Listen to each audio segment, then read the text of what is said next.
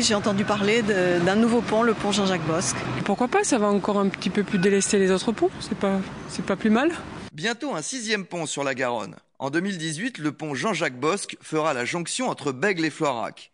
Un chantier de 110 millions d'euros pour un ouvrage de plus de 500 mètres de long. Le concours de conception a été lancé en juin 2011. Il y a eu une première séance pour faire le tri dans les différentes candidatures que nous avions reçues. Il y avait 15 candidatures reçues. Et au final, en novembre 2011, la première séance du jury avait retenu 5 groupements pour participer ensuite à la suite du concours, c'est-à-dire étudier le programme que nous allions remettre et ensuite, à partir de ce programme, concevoir des projets et nous les présenter. En amont du projet, de juillet 2009 à janvier 2011, une longue séquence de concertation a été engagée. Les associations de riverains ont été consultées. Les grandes lignes du projet ont été construites directement avec le public. Moi, j'habitais à l'époque la résidence Monte Cristo, qui est en front de Garonne sur les quais de la Souille. Ce qui est intéressant, c'est qu'à un moment donné, ce qui s'est passé dans cette concertation, c'est qu'au-delà des peurs que l'on pouvait avoir les uns et les autres et pour des raisons diverses de cet ouvrage, à un moment donné on a mis nos peurs de côté et on s'est dit mais finalement ayons un peu d'ambition pour ce pont et pourquoi ne pas rêver d'un pont. Et à ce moment-là la concertation a pu prendre un autre tournant et est devenue plus intéressante.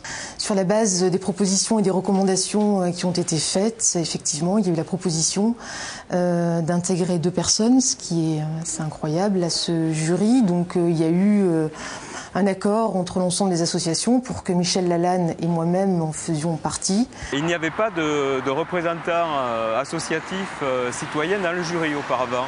Et ça a été la volonté de la communauté urbaine d'intégrer 2 membres venant donc de la concertation, du comité permanent de concertation, des associations, dans ce jury. Le cheval de Troie qui nous a finalement rassemblés, ça a été de se dire il faut absolument que ce pont s'élargisse à d'autres fonctions et des espaces publics. Et à ce moment-là, c'était pour nous l'assurance que ce serait un véritable trait d'union entre les 2 rives.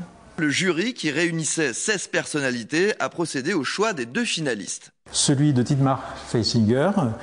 Donc c'est un pont un peu hybride déjà, qui ressemble, bon, c'est bien un pont. Ça peut être un pont traditionnel doublé d'une passerelle. C'est un pont qui se dédouble dans le centre, dans sa partie centrale, et qui permet donc de disposer d'une place publique piétonne qui est offerte aux passants, et c'est une place ouverte sur le fleuve. La deuxième proposition émane de l'équipe d'OMA, Rem Koolhaas. La proposition de OMA n'est plus un pont, c'est un véritable espace public et même un enchaînement d'espaces publics. C'est vraiment un espace qui est offert donc sur la Garonne, évidemment, qui permet toutes les fonctionnalités traditionnelles du pont.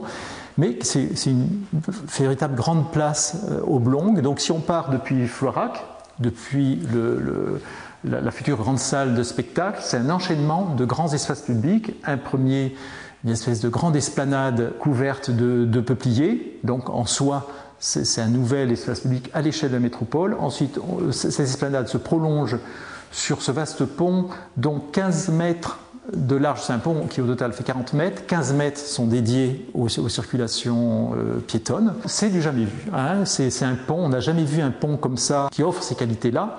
Alors évidemment, a priori, il n'est peut-être pas très spectaculaire parce que c'est une grande forme plate de béton sur une structure d'acier, extrêmement simple, mais son ampleur, finalement, son minimalisme en feront un vrai signe, je dirais, à l'échelle de la métropole. C'est une vraie signature. Ça fait déjà longtemps que les architectes savent qu'il faut aussi allier l'esthétique sur les ouvrages. Là, on rentre dans une autre dimension. On casse un peu les codes pour rentrer sur des objets qui ont une dimension d'urbanisme très, très, très forte. C'est des morceaux de ville.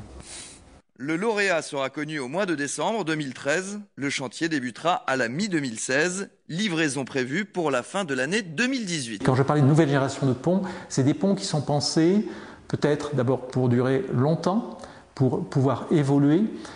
C'est des ponts qui sont évidemment des ponts pour aujourd'hui, mais aussi beaucoup pour le futur. Et donc c'est un pont qui, dans le futur, devrait répondre à l'évolution au développement de la métropole. C'est de nouveaux quartiers de ville qui se construisent autour d'un pont à l'échelle de la métropole.